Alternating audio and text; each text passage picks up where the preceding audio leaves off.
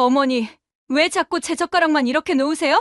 민지가 시어머니를 향해 짜증 섞인 목소리로 물었습니다. 결혼한 지 석 달, 매일 아침 식탁에서 벌어지는 이상한 일이었어요. 시아버지와 남편의 젓가락은 멀쩡한데 오직 민지의 젓가락만 거꾸로 꽂혀 있었거든요. 처음에는 실수려니 했지만 이제는 확신했습니다. 시어머니가 일부러 그러고 있다는 걸 말이에요. 무슨 소리냐?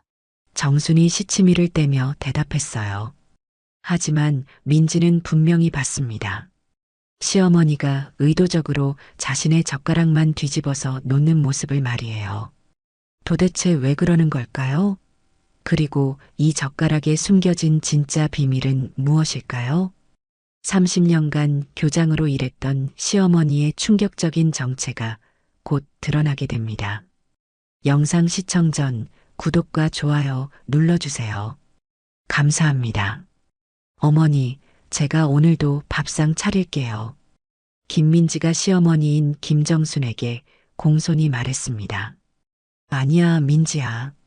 내가 할게. 정순이 부엌에서 나오며 대답했죠. 민지는 속으로 한숨을 쉬었어요. 결혼한 지 이제 석 달이 지났는데도 여전히 시어머니와의 관계가 어색했거든요. 정수는 전직 중학교 교장 출신으로 품위 있고 지적인 성격의 소유자였습니다. 하지만 민지에게는 왠지 모르게 까다로워 보였죠. 민지는 대기업 과장으로 일하는 완벽주의자였어요. 자존심도 강한 편이었고요. 그런 민지에게 시어머니의 행동 하나하나가 신경 쓰이는 게 당연했을지도 모릅니다. 아침 식사 준비가 거의 끝나갈 무렵이었어요. 정순이 각자의 밥그릇 앞에 젓가락을 놓기 시작했습니다. 시아버지 그릇에는 가지런히, 남편인 태호 그릇에도 가지런히 놓았어요. 그런데 이상했습니다. 민지의 그릇에만 젓가락이 거꾸로 꽂혀 있었거든요. 민지는 잠깐 멈춰 섰어요. 뭔가 이상했지만 그냥 실수려니 생각했습니다. 시어머니가 나이가 있으시니 깜빡하실 수도 있겠다 싶었죠. 어머니, 제 젓가락이 좀 이상하게 놓여 있네요. 민지가 조심스럽게 말했습니다. 아, 그래. 정순이 돌아보더니 민지의 젓가락을 바로 놓아주었어요. 미안하다, 민지야. 정순의 표정에는 별다른 감정이 없어 보였습니다. 민지는 그저 실수였다고 생각하고 넘어갔죠. 하지만 다음 날도 마찬가지였어요. 또 민지의 젓가락만 거꾸로 꽂혀 있었습니다. 이번에는 민지가 아무 말도 하지 않고 조용히 젓가락을 바로 놓았어요. 혹시 시어머니가 알아챌까 싶어서였죠. 그런데 정수는 전혀 눈치채지 못하는 것 같았습니다. 사흘째 되는 날 민지는 확신했어요. 이건 실수가 아니라는 걸 말이죠.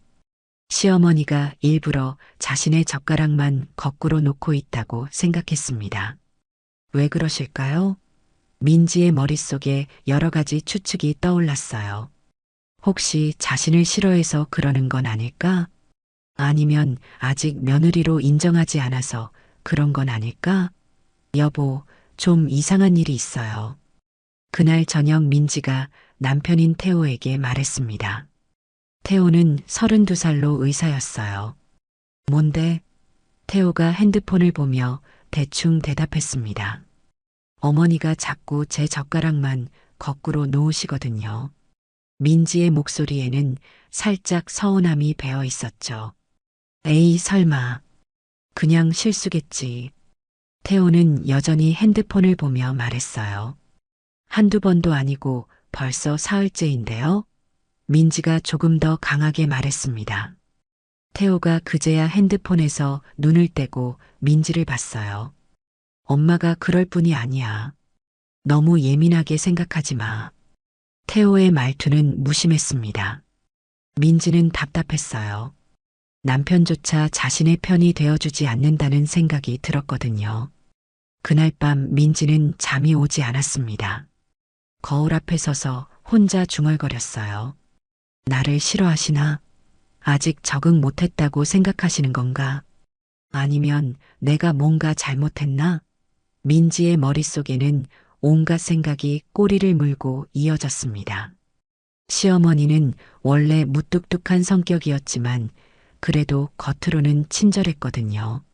그런데 이런 작은 행동에서 진짜 속마음이 드러나는 건 아닐까 하는 의심이 들었어요. 다음 날 아침도 마찬가지였습니다. 정수는 여전히 민지의 젓가락만 거꾸로 꽂아 놓았어요. 이번에는 민지가 더 자세히 관찰해 봤습니다. 시어머니의 표정, 손동작, 모든 것을 유심히 봤죠. 정수는 다른 사람들 젓가락을 놓을 때는 자연스럽게 했어요. 하지만 민지 차례가 되자 잠깐 멈칫했습니다. 그리고 의도적으로 젓가락을 뒤집어서 놓았어요. 이제 확신했습니다. 이건 절대 실수가 아니라고 말이죠. 시어머니가 일부러 자신에게만 이상하게 하고 있다는 걸 알았어요. 민지는 가슴이 답답해졌습니다. 왜 그러시는 걸까요? 자신이 뭘 잘못했길래 이런 식으로 표현하시는 걸까요? 어머니, 제가 뭔가 잘못한 게 있나요? 그날 저녁 민지가 용기를 내어 물었습니다. 뭔 소리야? 정순이 의아한 표정으로 반문했어요. 젓가락 말이에요. 자꾸 제 것만 거꾸로 놓으시는데요. 민지가 조심스럽게 말했습니다. 정순의 표정이 잠깐 굳어졌어요. 그런 적 없는데? 정순이 딱 잡아떼듯 말했습니다. 민지는 더 이상 할 말이 없었어요. 시어머니가 모르쇠로 나오니 어떻게 할 도리가 없었죠. 그날 밤 민지는 남편에게 다시 하소연했습니다. 여보, 정말 이상해요. 분명히 일부러 그러시는 것 같은데 모른다고 하세요. 하지만 태호의 반응은 여전히 시큰둥했어요. 그냥 신경 쓰지 마. 엄마가 그럴 뿐이 아니라니까. 민지는 점점 외로워졌습니다. 아무도 자신의 편이 되어주지 않는다는 생각이 들었어요. 심지어 남편까지도 어머니 편만 들고 있었죠. 정말 자신만 이상하게 보는 건 맞는 것 같았습니다. 일주일이 지나도 상황은 변하지 않았습니다. 민지는 친구들과 만나기로 했어요. 답답한 마음을 털어놓고 싶었거든요. 강남의 한 고급 카페에서 대학 동창들과 만났습니다. 모두 비슷한 나이대의 직장 여성들이었죠. 언니들, 시댁 생활 정말 힘들어. 민지가 한숨을 쉬며 말했습니다. 왜? 뭔 일 있어? 친구 중 한 명인 수진이 물었어요. 우리 시어머니가 자꾸 이상하게 행동하시는 거야. 젓가락을 내 것만 거꾸로 놓으시더라고. 민지가 자초지종을 설명했습니다. 그거 좀 이상하긴 하네. 다른 친구인 혜진이 고개를 끄덕였어요. 맞지? 나도 그렇게 생각해. 교장 출신이래 놓고 기본도 없으신 것 같아. 민지의 목소리에는 짜증이 섞여 있었습니다. 그래도 어르신인데 그렇게 말하면 안 되지 않을까? 수진이 조심스럽게 말했어요. 어르신이면 뭐해? 요즘 시대에 맞춰 살아야지. 민지가 단호하게 말했습니다. 시골 출신이라 그런가 봐. 도시 생활에 적응 못 하시는 것 같아. 민지의 말에는 시어머니에 대한 무시가 담겨 있었어요. 그런데 민지의 불만은 여기서 그치지 않았습니다. 친구들 앞에서 더욱 과격한 말들이 쏟아져 나왔어요. 솔직히 말하면 우리 시어머니 정말 이상해. 가끔 멍하니 있을 때도 있고 같은 말을 반복하기도 하고 혹시 치매에 기가 있는 건 아닐까 싶어. 민지가 목소리를 낮춰 말했습니다. 정말? 그럼 병원에 모시고 가봐야 하는 거 아니야? 혜진이 말했어요. 그러고 싶은데 우리 남편이 듣지도 않아. 엄마가 그럴 뿐이 아니라면서.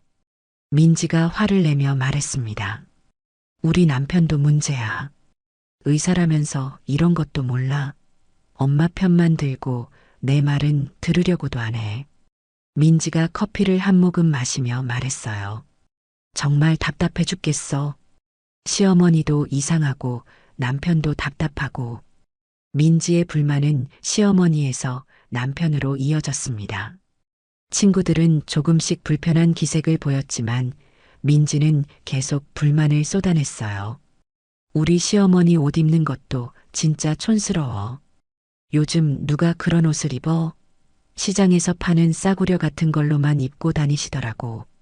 그날 저녁 집에 돌아온 민지는 여전히 기분이 좋지 않았어요. 태호가 병원에서 늦게 들어왔습니다. 어떻게 지냈어? 태호가 피곤한 목소리로 물었어요. 별로. 민지가 시큰둥하게 대답했습니다. 식사 시간이 되자 정순이 다시 젓가락을 놓기 시작했어요. 역시나 민지의 것만 거꾸로 꽂혀 있었습니다. 이번에는 민지가 참지 못했어요. 어머니, 왜 자꾸 제 젓가락만 이렇게 놓으세요? 민지의 목소리에는 짜증이 배어 있었습니다. 뭐가 문제야? 정순이 의아한 표정으로 물었어요. 거꾸로 놓으셨잖아요. 다른 사람 것은 멀쩡한데 왜 저만요? 민지가 목소리를 높였습니다. 태호가 개입했어요. 민지야, 엄마한테 왜 그래? 그냥 실수실 수도 있잖아. 실수가 뭐가 실수야? 벌써 일주일째인데? 민지가 태호를 향해 화를 냈습니다. 정수는 말없이 민지의 젓가락을 바로 놓아주었어요. 미안하다. 정순의 목소리는 작았습니다. 하지만 민지에게는 그것조차 짜증났어요. 진심으로 미안해하는 건지 그냥 상황을 모면하려는 건지 알 수 없었거든요.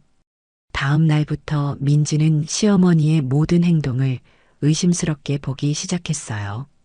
정순이 가끔 멍하니 있거나 같은 말을 반복하는 것도 더욱 자주 눈에 띄기 시작했습니다. 민지야, 밥 먹어라. 정순이 말했습니다. 네, 어머니. 민지가 대답했어요. 그런데 몇 분 후 정순이 또 같은 말을 했습니다. 민지야, 밥 먹어라. 이번에는 민지가 이상하다고 생각했어요. 방금 전에도 같은 말씀 하셨는데요. 민지가 말했습니다. 그랬나? 정순이 당황스러워했어요. 민지는 속으로 생각했습니다. 역시 뭔가 이상하시구나. 혹시 치매에 기가 있으신 건 아닐까? 그렇다면 젓가락 일도 그냥 증상일 수도 있겠다고요. 하지만 동시에 다른 생각도 들었어요. 혹시 일부러 그러는 건 아닐까? 자신을 골탕 먹이려고 말이죠. 며칠 후 민지는 직장 동료와 점심을 먹으며 또 이 이야기를 했습니다. 언니, 우리 시어머니 정말 이상해. 자꾸 이상한 행동을 하시는 거야. 민지가 답답해하며 말했어요. 어떤 행동인데? 동료가 물었습니다. 젓가락을 거꾸로 놓으시고 같은 말을 계속 반복하시고 혹시 치매 아닐까 싶기도 하고 그럼 병원에 모시고 가보지 그래? 동료가 제안했어요. 그러고 싶은데 우리 남편이 듣지도 않아. 엄마가 그럴 뿐이 아니라면서. 민지가 한숨을 쉬었습니다. 정말 답답해 죽겠어. 왜 나만 이상하게 보는 건지 모르겠어. 사실 민지는 시어머니에 대한 불만이 점점 커지고 있었어요. 젓가락 일뿐만 아니라 다른 것들도 신경 쓰였거든요. 정순이 옛날 이야기를 할 때마다 시대에 뒤떨어진다고 생각했고 요리 방식도 구식이라고 여겼습니다. 심지어 정순이 입는 옷도 촌스럽다고 생각했어요. 어머니, 요즘은 그런 옷 안 입어요. 어느 날 민지가 정순에게 말했습니다. 뭐가 문제야? 정순이 자신의 옷을 내려다보며 물었어요. 너무 구식인 것 같아서요. 요즘엔 이런 스타일이 유행이에요. 민지가 자신의 옷을 가리키며 말했습니다. 나는 이게 편해. 정순이 담담하게 대답했어요. 하지만 민지에게는 그것도 고집스럽게 보였습니다. 왜 변화를 받아들이려 하지 않으실까? 왜 자꾸 옛날 방식만 고집하실까? 민지의 시어머니에 대한 편견은 점점 깊어져 갔습니다. 한 달 후 민지의 친정 어머니인 이순자가 시댁을 방문하기로 했습니다. 순자는 65세로 작은 사업을 하고 있었어요. 성격이 화려하고 돈 자랑하기를 좋아했습니다. 민지는 어머니가 오신다는 소식에 조금 걱정됐어요. 순자의 성격을 잘 알고 있었거든요. 사모님, 안녕하세요. 순자가 명품 핸드백을 들고 현관에 들어서며 정순에게 인사했습니다. 어서 오세요. 정순이 공손하게 맞이했어요. 순자는 집안을 둘러보며 품평하기 시작했습니다. 아이고, 집이 참 아담하네요. 순자의 말투에는 은근한 무시가 섞여 있었어요. 차 한 잔 드릴게요. 정순이 부엌으로 가며 말했습니다. 아이고, 번거롭게 하지 마세요. 순자가 말했지만 정순은 이미 차를 우리고 있었어요. 순자는 거실을 더 자세히 살펴봤습니다. 사모님, 아직도 이런 오래된 그릇 쓰세요? 순자가 찬장 안의 그릇들을 보며 말했어요. 오래 쓴 거라 정이 들어서요. 정순이 차를 가져오며 대답했습니다. 우리 민지 시집 보낼 때 새 그릇 세트 사드릴 걸 그랬네요. 요즘 나온 걸로 말이에요. 순자가 자신의 경제력을 은근히 자랑했어요. 하지만 순자의 자랑은 여기서 그치지 않았습니다. 우리 동네는 요즘 개발이 많이 되고 있어서 땅값이 많이 올랐거든요. 우리 집도 시세가 많이 올랐어요. 이번에 차도 새로 샀는데 수입차로요. 순자의 자랑은 끝이 없었어요. 민지는 어머니의 행동이 민망했지만 어쩔 수 없었습니다. 정수는 말없이 차를 마셨습니다.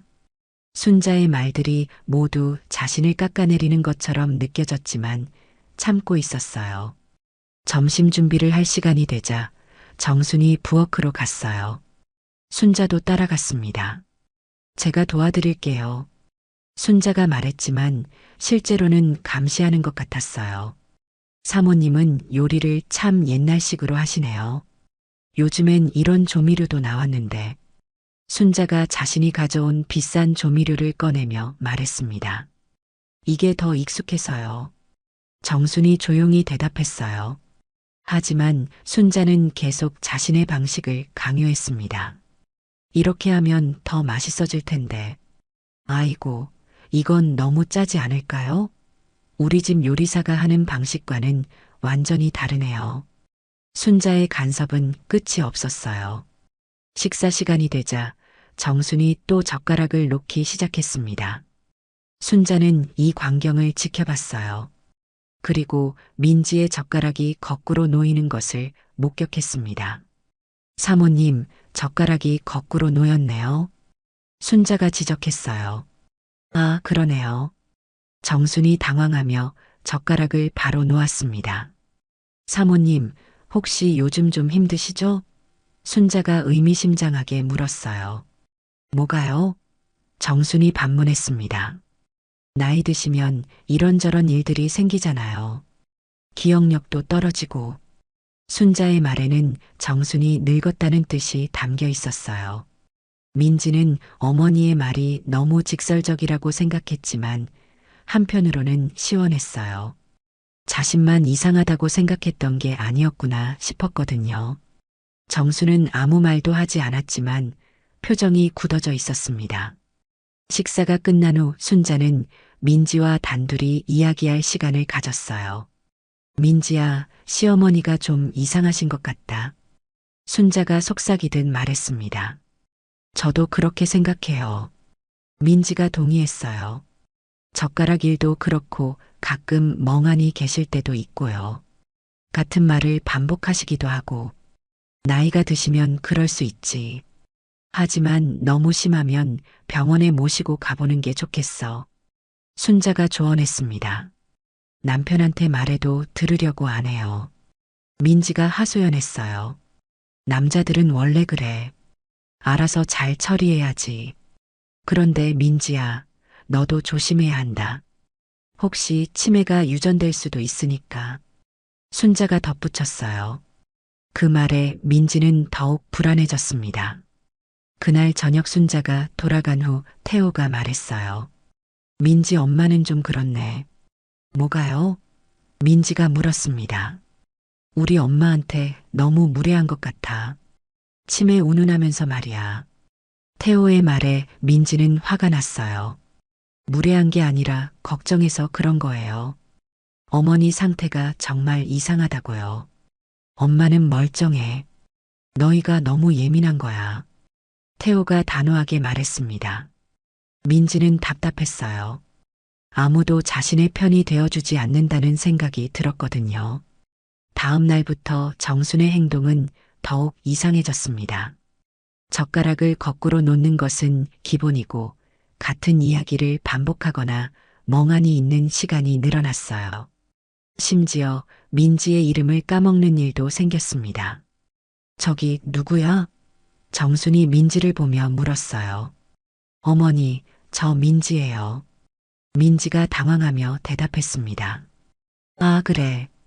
민지. 정순이 고개를 끄덕였지만 여전히 헷갈리는 표정이었어요. 민지는 이제 확신했습니다.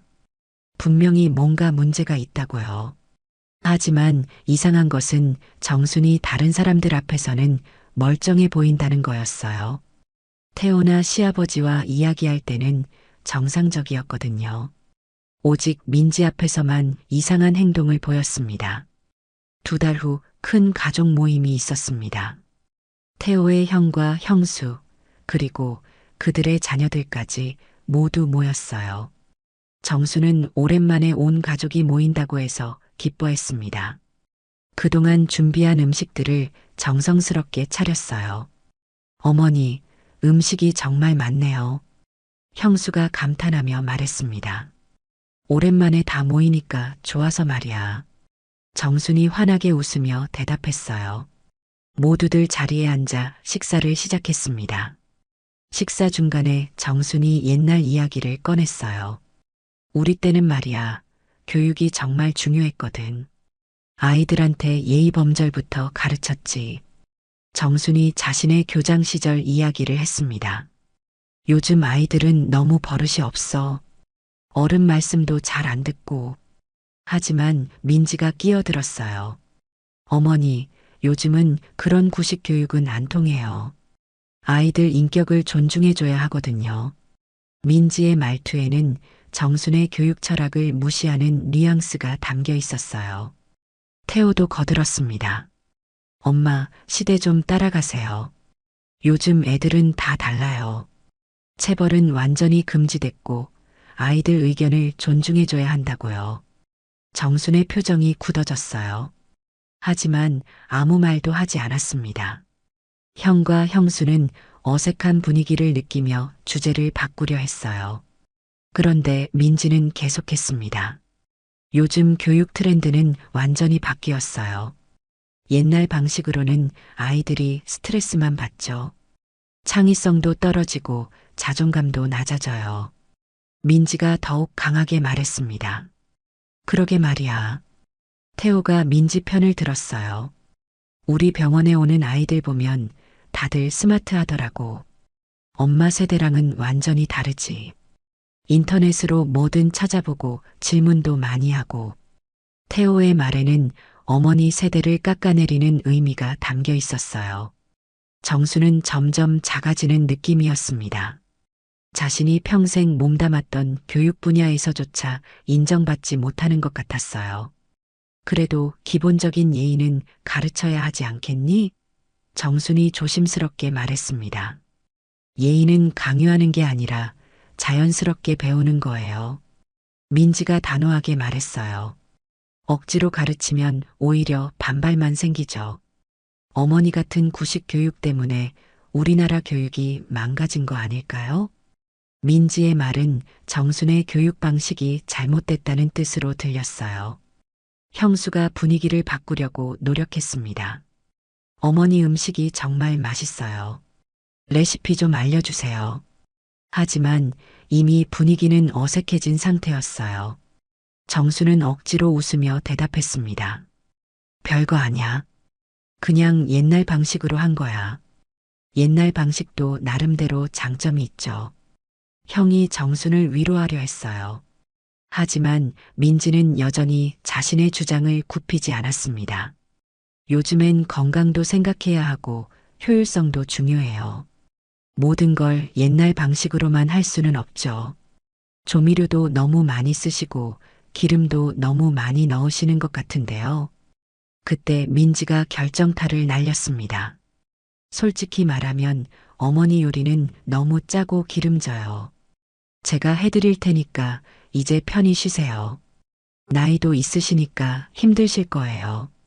민지의 말에는 정순을 완전히 무력화시키려는 의도가 담겨 있었어요. 정순은 더 이상 참을 수 없었어요. 그래, 내가 늙었으니까 다 틀렸다는 거지. 정순의 목소리에 서운함이 가득했습니다. 그런 뜻이 아니에요, 어머니. 민지가 변명했지만 이미 늦었어요. 아니야, 알겠어. 요즘 젊은 사람들은 다 그렇게 생각하는구나. 내가 평생 해온 일이 다 헛된 거였어. 정순이 자리에서 일어나며 말했습니다. 나는 방에 있을게. 정순이 방으로 들어가자 어색한 침묵이 흘렸습니다. 어머니가 너무 화내시는 것 같은데 형수가 걱정스럽게 말했습니다. 괜찮을 거예요. 태호가 무심하게 대답했어요. 원래 감정적이세요. 요즘 더 예민해지신 것 같기도 하고. 태호의 말에 민지도 동조했습니다. 네, 맞아요. 요즘 정말 이상하세요. 하지만 정수는 방 안에서 울고 있었습니다. 평생 교육자로 살아오면서 수많은 제자들을 길러냈는데 정작 자신의 가족들에게는 인정받지 못한다는 현실이 너무 가혹했어요. 자신이 쌓아온 모든 가치가 무너지는 느낌이었습니다. 그날 밤 정수는 잠을 이루지 못했습니다. 자신이 평생 쌓아온 모든 것들이 무너지는 느낌이었어요. 아들과 며느리에게 무시당하고 자신의 가치관까지 부정당하는 것 같았습니다. 정순의 눈에서 눈물이 흘러내렸어요. 다음 날부터 정순의 상태는 더욱 악화됐습니다. 멍하니 있는 시간이 늘어났고 같은 행동을 반복하는 일이 잦아졌어요. 특히 젓가락을 거꾸로 놓는 것에는 더욱 집착하게 됐습니다. 안 돼, 이렇게 해야 돼. 정순이 혼자 중얼거리며 민지의 젓가락을 다시 거꾸로 놓았어요. 민지는 시어머니의 행동이 점점 이상해지는 걸 보며 확신했습니다. 분명히 치매가 시작된 것 같다고요. 하지만 동시에 짜증도 났어요. 왜 하필 자신에게만 이상하게 하는 건지 이해할 수 없었거든요. 며칠 후 민지는 회사 동료들과 회식을 했습니다. 술이 들어가자 민지의 불만이 더욱 격해졌어요. 진짜 우리 시어머니 미쳐가는 것 같아. 같은 말 반복하고 젓가락 거꾸로 놓고 완전히 정신이 나갔어. 민지가 소주를 마시며 말했습니다. 그럼 요양원에 모시는 게 어때? 동료가 제안했어요. 그러고 싶은데 우리 남편이 절대 안 된다고 해. 엄마가 그럴 뿐이 아니라면서. 정말 답답해 죽겠어. 민지의 불만은 거기서 그치지 않았습니다. 솔직히 시어머니가 없었으면 훨씬 편할 텐데. 매일 눈치 보이고 스트레스 받고 젊은 사람들은 왜 늙은 사람들 때문에 고생해야 하는 거야? 민지의 말은 점점 과격해졌어요. 동료들은 민지의 말이 너무 심하다고 생각했지만 말리지는 못했습니다. 그로부터 일주일 후 정순에게 큰 변화가 일어났습니다. 평소처럼 아침 준비를 하던 정순이 갑자기 어지러워하며 주저앉았어요. 어머니, 민지가 놀라서 달려갔습니다. 정수는 의식이 흐릿했고 말도 제대로 하지 못했어요. 119에 신고해야겠어요. 민지가 급히 전화를 걸었습니다. 곧 구급차가 도착했고 정수는 응급실로 실려갔어요. 태호도 급히 병원으로 달려왔습니다. 엄마 상태가 어때? 태호가 의료진에게 물었어요. 여러 검사를 해봐야겠습니다. 의사가 대답했어요. 일단 응급 상황은 아닌 것 같지만 정확한 진단이 필요해요. 뇌 MRI와 인지능력 검사를 해보겠습니다. 태호와 민지는 초조하게 기다렸습니다. 평소에는 시어머니 때문에 스트레스를 받았지만 막상 이런 일이 생기니 걱정이 됐어요. 몇 시간 후 검사 결과가 나왔습니다. 의사가 가족들을 불러 설명했어요. 경도인지장의 진단이 나왔습니다. 쉽게 말해서 초기 치매 증상이라고 보시면 돼요. 태호가 충격을 받았습니다. 치매라고요? 네, 아직 초기 단계라 일상생활에는 큰 지장이 없습니다. 하지만 기억력이나 판단력에 문제가 생길 수 있어요. 의사가 자세히 설명했습니다. 민지는 복잡한 기분이었어요. 자신이 의심했던 게 맞았다는 안도감과 동시에 시어머니에 대한 미안함이 들었거든요. 그런데 의사가 이상한 말을 했습니다. 환자분이 계속 젓가락 이야기를 하시네요. 며느리 젓가락은 꼭 거꾸로 놓아야 한다고. 뭔가 중요한 의미가 있는 것 같은데 혹시 아시나요? 태호와 민지는 서로를 바라봤어요. 그냥 요즘 이상한 행동을 하셨어요. 민지가 대답했습니다. 치매 증상인 줄 알았는데. 하지만 의사는 고개를 갸우뚱했어요. 치매 환자분들도 나름의 이유가 있어서 특정 행동을 하시거든요. 완전히 의미 없는 행동은 아닐 거예요. 그런데 이상한 것은 환자분의 인지능력 검사 결과가 생각보다 좋다는 겁니다. 치매라기보다는 극심한 스트레스에 의한 일시적 증상일 가능성이 높아요. 그때 병실로 한 사람이 찾아왔습니다. 정순의 옛 제자인 김영호 선생님이었어요. 50대 중반의 중학교 교사였습니다. 선생님 소식 듣고 급히 왔어요. 영호가 걱정스러운 표정으로 말했습니다. 고마워, 영호야. 정순이 힘없는 목소리로 대답했어요. 선생님 괜찮으시죠? 영호가 정순의 손을 잡으며 물었습니다. 그런데 영호가 이상한 말을 했어요. 선생님, 혹시 젓가락 이야기 하셨다면서요? 의사 선생님께서 그러시더라고요. 태호와 민지가 주목했습니다. 젓가락이 뭐가 중요한 거죠? 태호가 물었어요. 영호가 설명하기 시작했습니다. 제가 중학생 때 선생님께서 해주신 이야기가 있어요. 새댁 젓가락을 거꾸로 놓는 이유에 대해서요.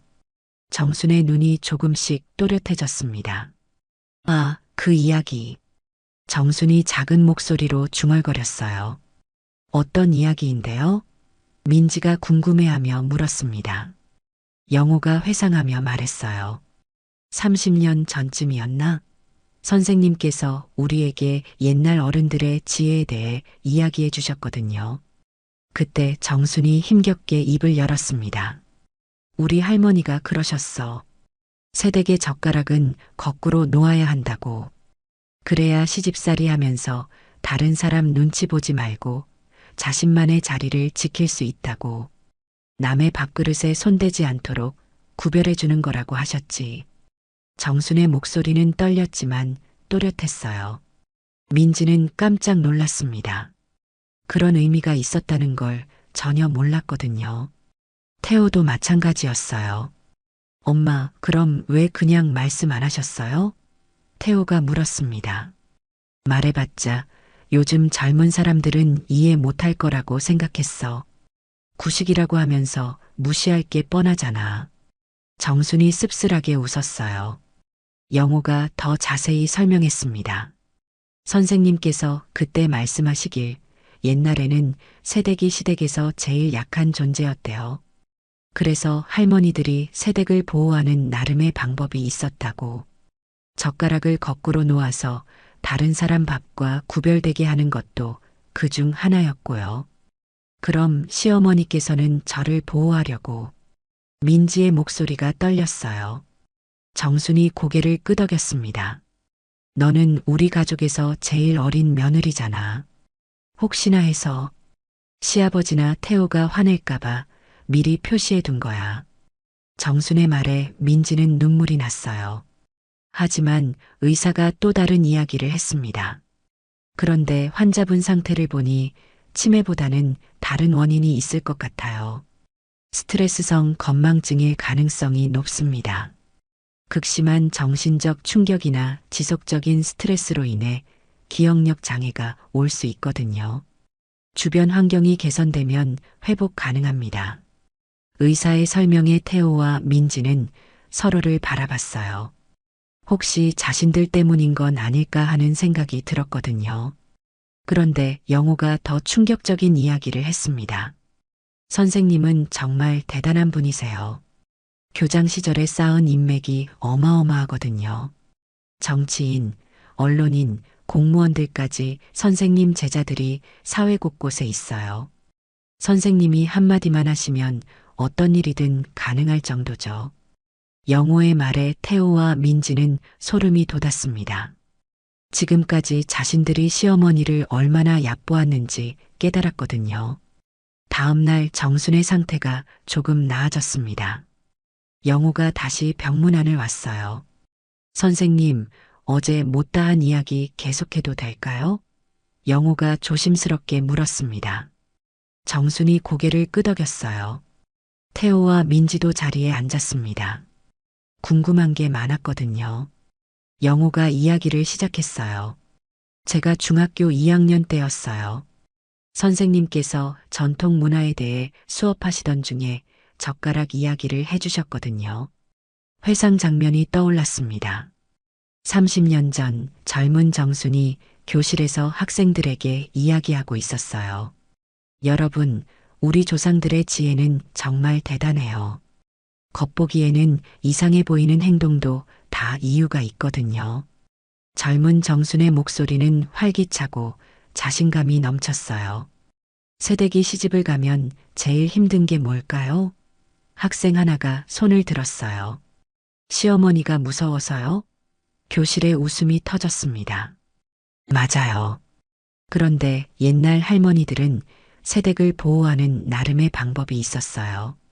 어떤 방법이요? 다른 학생이 물었습니다. 새댁의 젓가락을 다르게 놓는 거예요. 거꾸로 놓거나 다른 위치에 놓아서 구별되게 하는 거죠. 그러면 새댁이 실수로 다른 사람 음식을 먹을 일이 없어요. 왜 그게 중요한데요? 영호가 물었습니다. 시댁에서는 서열이 중요했거든요. 새댁이 시아버지나 남편 몫을 먹으면 큰일 나는 거예요.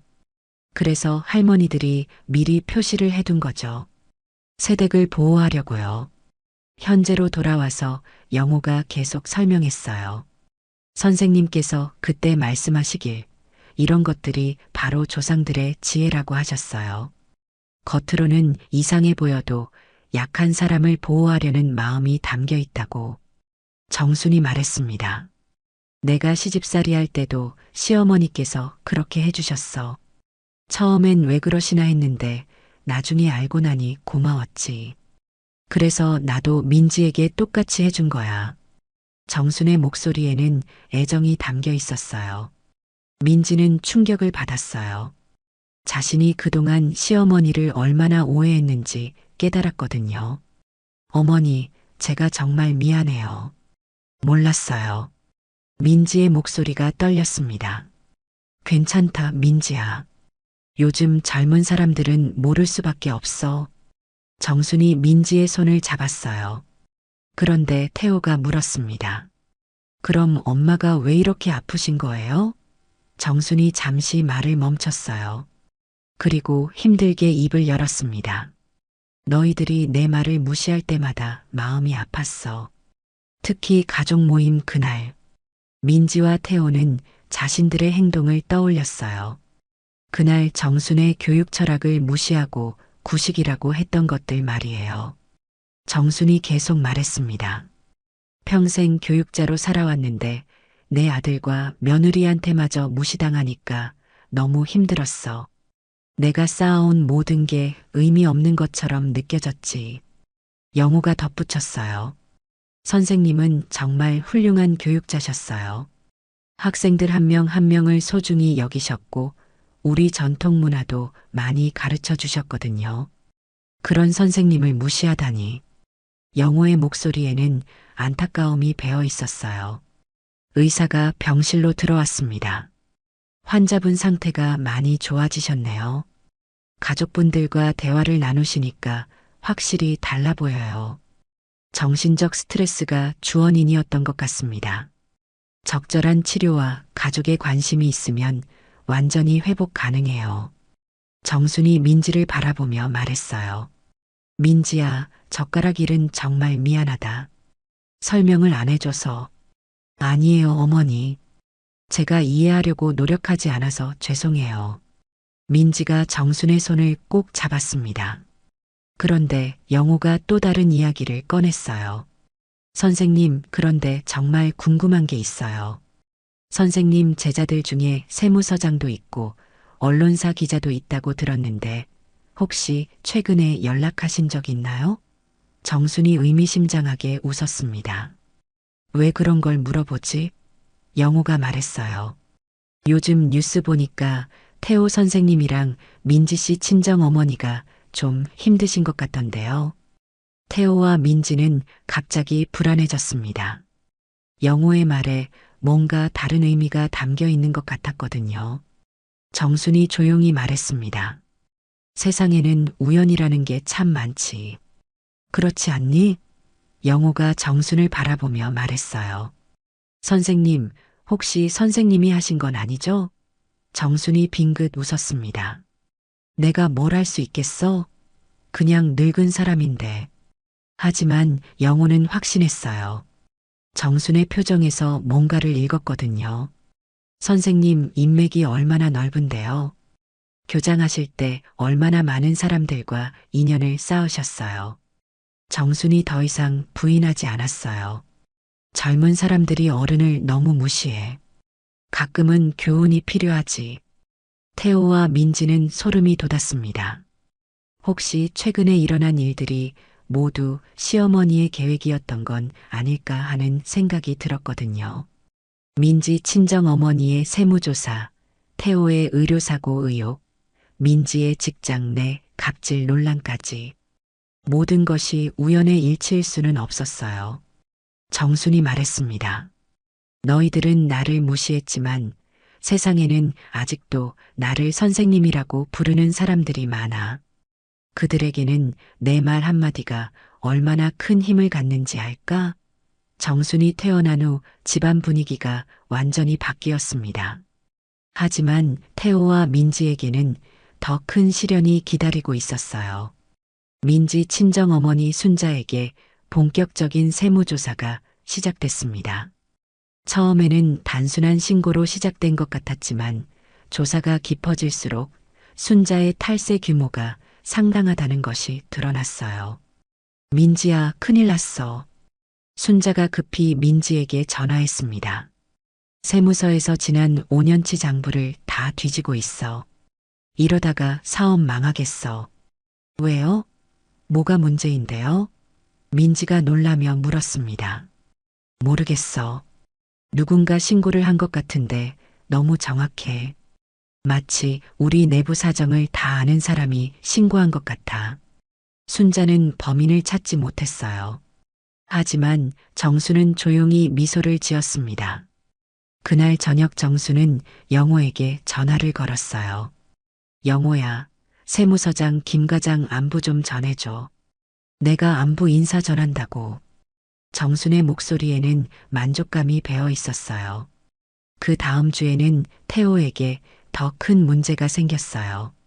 과거 태호가 담당했던 환자 가족들이 갑자기 나타나서 의료사고 의혹을 제기한 거였습니다. 5년 전 수술 과정에서 태호의 실수로 환자가 후유증을 겪었다는 내용이었어요. 당시에는 조용히 넘어갔던 일인데 갑자기 언론에 보도되기 시작했습니다. 태호는 당황했습니다. 왜 갑자기 이런 일이? 병원 원장이 태호를 불러 조사에 들어갔어요. 환자 가족 측에서 공식적으로 문제를 제기했고 의료진 내부에서도 당시 태호의 판단이 잘못됐다는 증언이 나왔습니다. 민지도 직장에서 큰 문제에 직면했어요. 후배들을 괴롭혔다는 제보가 회사 윤리 경영팀에 들어온 거였습니다. 평소에 민지가 후배들에게 했던 갑질들이 모두 상세하게 기록되어 있었어요. 회식 자리에서 후배들에게 술을 강요한 일 업무를 떠넘기면서 자신의 성과로 가로챈 일, 심지어 후배들의 사생활까지 간섭했던 일들이 모두 드러났습니다. 민지는 인사팀에 불려가서 조사를 받아야 했습니다. 누가 이런 걸 신고했을까요? 제보 내용이 너무 구체적이고 정확해서 내부 고발자가 있는 것 같았어요. 이 모든 일들이 우연일까요? 태호와 민지는 점점 의심스러워졌지만 증거가 없었어요. 정수는 여전히 조용했습니다. 하지만 가끔 의미심장한 미소를 지었어요. 어느 날 영호가 또 찾아왔습니다. 선생님, 요즘 뉴스 보셨어요? 태호 선생님이랑 민지 씨, 그리고 친정 어머니까지 모두 힘드신 것 같던데. 영호가 걱정스럽게 말했습니다. 그러게 말이야. 참 안 됐어. 정순이 담담하게 대답했어요. 그런데 영호가 직접적으로 물었어요. 선생님, 혹시 선생님이 하신 건 맞죠? 영호의 질문에 정순이 더 이상 숨기지 않았습니다. 젊은 사람들이 어른을 너무 무시해. 가끔은 교훈이 필요하지. 정순의 말에 영호는 놀랐어요. 정말 선생님이 하신 거였구나. 하지만 어떻게요? 정순이 설명하기 시작했습니다. 순자의 탈세 건은 세무서장인 내 제자 김철수에게 신고한 거야. 김철수는 내가 중학교에서 가르쳤던 학생인데 지금은 서울 강남세무서장이지. 내가 순자의 사업체 정보를 알려주고 탈세 의혹이 있다고 했더니 바로 조사에 들어가더라. 정순의 말에 영호는 감탄했어요. 그럼 태호 선생님 의료사고 건은요? 그건 언론사 기자인 박민호에게 제보한 거야. 박민호도 내 제자인데 지금은 의료 전문 기자로 일하고 있어. 태호의 과거 의료사고 기록을 모두 알려줬지. 민지 갑질 건은 어떻게 하신 거예요? 영호가 궁금해했어요. 그건 민지 회사에 다니는 내 제자의 딸을 통해서 했어. 그 아이가 민지 후배인데 평소에 민지 때문에 많이 힘들어했거든. 내가 그 아이에게 용기를 줬지. 회사에 정식으로 신고하라고. 정순의 복수는 정말 치밀했습니다. 30년간 교장으로 일하면서 쌓은 인맥을 모두 동원한 것이었어요. 정순의 제자들은 정말 사회 곳곳에 포진되어 있었습니다. 정치인, 공무원, 언론인, 법조인까지. 정순이 한마디만 하면 어떤 일이든 가능했던 거예요. 게다가 모든 신고 내용이 사실이었기 때문에 법적으로도 문제가 될 게 없었습니다. 순자의 탈세도 사실이고 태호의 의료사고도 사실이고 민지의 갑질도 모두 사실이었거든요. 정수는 그냥 진실을 알려준 것뿐이었어요. 며칠 후 순자의 사업체에 거액의 추징금 고지서가 날아왔습니다. 5년간의 탈세액과 가산세를 합쳐서 3억 원이 넘는 금액이었어요. 순자는 집과 사업체를 팔아야 할 상황에 놓였습니다. 화려했던 순자의 생활은 하루아침에 무너져 내렸어요. 태호는 병원에서 정직 3개월 처분을 받았습니다. 의료사고 의혹이 사실로 확인되면서 환자들의 신뢰를 완전히 잃었어요. 승진은 물론이고 병원에서의 입지도 크게 흔들렸습니다. 민지는 회사에서 더 심각한 처분을 받았어요. 갑질 혐의가 모두 사실로 확인되면서 강등 처분을 받았습니다. 과장에서 대리로 내려갔고 팀도 바뀌었어요. 동료들의 시선도 차가워졌고 승진은 당분간 불가능해졌습니다. 회사 내에서 민지를 보는 시선이 완전히 달라졌어요. 이 모든 상황이 일어난 후 가족들은 정순 앞에 무릎을 꿇고 모였습니다. 순자도 왔어요. 명품 옷 대신 검소한 옷을 입고 초라한 모습이었습니다. 어머니, 제발 용서해 주세요. 민지가 무릎을 꿇고 사과했어요. 엄마, 저희가 정말 잘못했어요. 태호도 고개를 숙였습니다. 사모님, 정말 죄송합니다. 저희가 너무 무례했습니다. 순자도 정순에게 깊이 사과했어요. 평소의 거만함은 온데간데 없었습니다. 돈으로 모든 걸 해결할 수 있다고 생각했던 순자의 자존심이 완전히 무너진 상태였어요. 정수는 의자에 앉아 가족들을 내려다봤어요. 이제야 정신을 차렸구나. 정순의 목소리는 차갑지만 위험이 있었습니다. 너희들이 나를 무시할 때 이런 날이 올 줄 알았어야지. 어머니, 앞으로는 정말 잘할게요. 민지가 눈물을 흘리며 말했습니다. 젓가락 의미도 이제 알았고 어머니 말씀도 잘 들을게요. 어머니의 지혜를 무시했던 제가 정말 바보였어요. 정순이 천천히 입을 열었습니다. 젓가락 하나에도 조상들의 지혜가 담겨 있어. 그런 걸 이해하지 못하는 사람들이 어떻게 제대로 된 인생을 살겠어? 너희들은 겉으로 보이는 것만 보고 판단했지. 내가 늙었다고 구식이라고 무시했어. 하지만 진짜 힘이 무엇인지 이제 알았을 거야. 정순의 말에는 깊은 교훈이 담겨 있었어요. 순자가 떨리는 목소리로 말했습니다. 사모님, 제가 정말 잘못했어요. 돈이 전부인 줄 알았는데 그게 아니었네요. 앞으로는 예의를 지키고 겸손하게 살겠습니다. 정순이 순자를 보며 말했어요. 돈으로 모든 걸 해결할 수 있다고 생각했지? 하지만 세상에는 돈보다 중요한 게 많아. 인간관계, 신뢰, 존경. 이런 것들은 돈으로 살 수 없어. 그날부터 집안 분위기가 완전히 바뀌었습니다.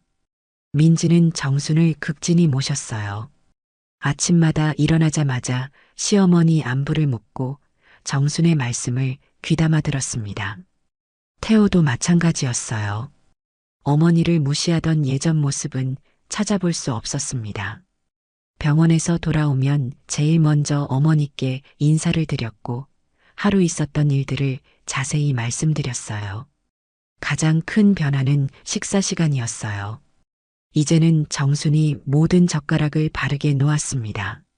민지도 그 의미를 완전히 이해했거든요. 어머니, 제가 젓가락 놓는 걸 도와드릴게요. 민지가 공손하게 말했습니다. 아니야, 이제 내가 다 컸으니까 혼자서도 잘할 수 있을 거야. 정순이 따뜻하게 웃으며 대답했어요. 민지는 감동했습니다. 시어머니가 자신을 완전한 가족으로 인정해준다는 뜻이었거든요. 젓가락도 이제 다른 가족들과 똑같이 바르게 놓여 있었어요. 민지는 이제 시댁에서 자신의 진정한 자리를 찾은 것입니다. 더 이상 보호받아야 할 새댁이 아니라 당당한 며느리가 된 거였어요. 6개월이 지난 후 정수는 완전히 건강을 회복했습니다. 스트레스성 건망증도 완전히 사라졌어요. 가족들의 진심 어린 사랑과 존경을 받으며 행복한 노년을 보내고 있었습니다. 순자도 많이 달라졌어요. 사업이 어려워지면서 겸손해졌고 정순을 진심으로 존경하게 됐습니다. 예전처럼 명품을 자랑하거나 돈 이야기를 하지 않았어요. 대신 정순에게 옛날 지혜에 대해 물어보고 배우려고 노력했습니다.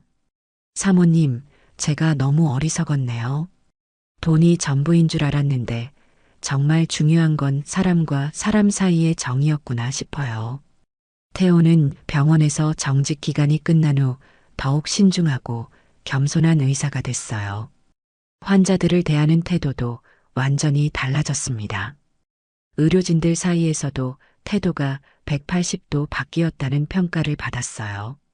과거에는 자신의 실력을 과신했지만 이제는 항상 신중하게 진료했습니다. 환자 가족들과도 더 세심하게 소통했고요. 엄마한테 배운 게 정말 많아요. 겸손함이 얼마나 중요한지 이제야 알겠어요. 태호가 민지에게 말했습니다. 민지는 회사에서 강등됐지만 오히려 더 열심히 일했어요. 후배들에게 진심으로 사과하고 도움을 주려고 노력했습니다. 갑질하던 예전 모습은 완전히 사라졌어요. 회식 자리에서도 후배들을 배려했고 자신의 경험과 노하우를 아낌없이 나눠줬습니다. 처음에는 후배들이 의심스러워했지만 시간이 지나면서 민지의 진심을 인정하기 시작했어요. 과장님 정말 많이 변하셨어요. 예전에는 무서웠는데 이제는 정말 존경스러워요. 후배 하나가 민지에게 말했습니다. 어느 날 저녁 온 가족이 모여 식사를 했어요. 모든 젓가락이 바르게 놓여 있었고 화기애애한 분위기였습니다. 정순이 만족스러운 미소를 지었어요. 어머니, 오늘 회사에서 좋은 일이 있었어요. 민지가 기쁘게 말했습니다. 제가 도왔던 후배가 승진했대요. 정말 기뻐요. 그래, 다른 사람을 도우면 결국 자신에게도 좋은 일이 생기는 법이야. 정순이 흐뭇하게 말했어요. 태호도 거들었습니다. 엄마 말씀이 정말 맞는 것 같아요. 요즘 환자들을 대할 때도 더 신중하고 겸손하게 하려고 노력하고 있어요. 몇 달 후 놀라운 일이 일어났습니다. 민지가 다시 승진했어요. 회사에서 민지의 변화를 인정해 준 거였습니다. 리더십이 완전히 달라졌다는 평가를 받았어요. 태호도 병원에서 신뢰를 회복했습니다. 환자들이 오히려 태호를 더 신뢰하게 됐어요. 실수를 인정하고 더욱 신중해진 모습을 보고 진짜 실력 있는 의사라고 생각하게 된 거였습니다. 순자의 사업도 새롭게 시작됐어요. 규모는 작아졌지만 정직하게 운영하면서 조금씩 신뢰를 쌓아가고 있었습니다. 영호가 정기적으로 안부 전화를 했습니다. 선생님, 요즘 어떠세요? 아주 좋다. 가족들이 이제야 정신을 차렸어. 정순이 웃으며 대답했어요. 역시 선생님이세요. 교육을 참 잘하셨네요. 하지만 좀 무서웠어요. 선생님의 가르침이 너무 강력해서. 영호가 감탄하면서도 두려움을 표했습니다. 교육이란 때로는 아픈 약이 되어야 해. 달콤한 말로만 해서는 진짜 깨우칠 수 없거든. 정순이 말했어요. 1년 후 정순은 자신의 교육 철학에 대한 책을 쓰기 시작했습니다. 젓가락에서 시작된 지혜라는 제목으로 우리 전통 문화에 담긴 깊은 뜻들을 소개하는 내용이었어요. 민지와 태호가 적극적으로 도왔습니다. 어머니의 지혜를 더 많은 사람들이 알았으면 좋겠다고 생각했거든요. 그날 밤 정수는 일기를 썼어요. 오늘은 정말 행복한 하루였다. 가족들이 나를 존경하고 사랑해준다. 젓가락 하나로 시작된 일이 이렇게 좋은 결과를 가져올 줄 몰랐다. 진정한 가족이 무엇인지 모두가 깨달았다. 세상에는 모르는 것이 너무 많습니다. 특히 어른들의 지혜를 말이에요. 겉으로 보기에는 이상해 보이거나 구식인 것 같아도 그 안에는 깊은 뜻과 사랑이 담겨 있을 수 있어요. 함부로 무시했다가는 큰 코 다칠 수 있습니다. 젓가락 하나에도 깊은 뜻이 있다는 걸 기억하세요. 그리고 진정한 힘이 무엇인지, 가족 간의 진정한 사랑이 무엇인지도 잊지 마세요. 어른들의 지혜와 경험은 그 무엇과도 바꿀 수 없는 소중한 보물이니까요. 정수는 이제 진짜 행복한 할머니가 되었습니다. 오늘 이야기가 좋으셨다면 구독과 댓글, 알람 설정 잊지 마시고 소중한 댓글 하나가 정말 큰 힘이 됩니다. 시청해 주셔서 진심으로 감사드립니다.